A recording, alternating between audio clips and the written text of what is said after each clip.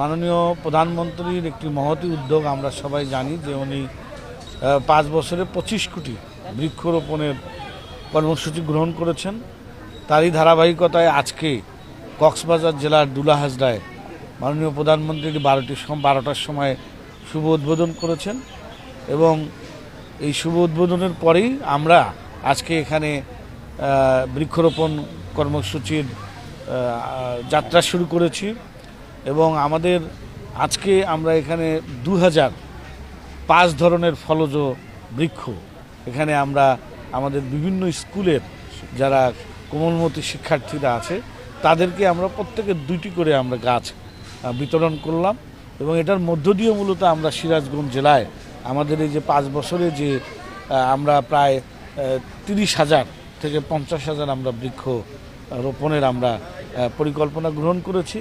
একই সাথে আমাদেরকে কিন্তু মন্ত্রণালয় থেকেও আমাদেরকে একটু প্রমাপ করে দেওয়া হয়েছে যে আমাদের বিভিন্ন প্রতিষ্ঠানকে কতগুলো বৃক্ষরোপণ করতে হবে, সেটারও যাত্রা আমরা শুরু করলাম এবং এই ধারাবাহিকতা আমাদের চলতেই থাকবে এবং আমরা প্ল্যান করেছি যে আমরা এখানে শিক্ষার্থীদেরকে গুরুত্ব দেব এবং বিভিন্ন সংগঠন, স্বেচ্ছাসেবী সংগঠন, তারা যদি আমাদেরকে বৃক্ষ দিতে চায় সৌজন্যমূলকভাবে সেগুলো আমরা গ্রহণ করব এবং আমাদের এই যে ছেলে মেয়েদের মাঝে আমরা এটা বিতরণ করব, তারা যাতে তাদের আঙ্গিনায় বাসায় যেখানে এই বৃক্ষগুলো রোপণযোগ্য সেখানে তারা যাতে এটা রোপণ করে।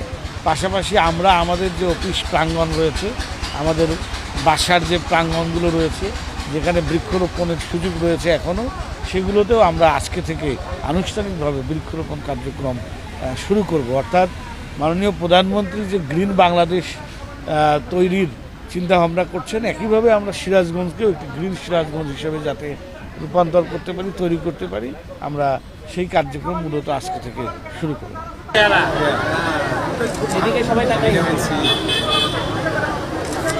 সো এই কাজগুলো কিন্তু আমাদের থেকে যাবে। আমাদের কোম্পানি থেকে আমরা সবসময় চেষ্টা করি সমাজে ভালো কিছু কাজ করার জন্য।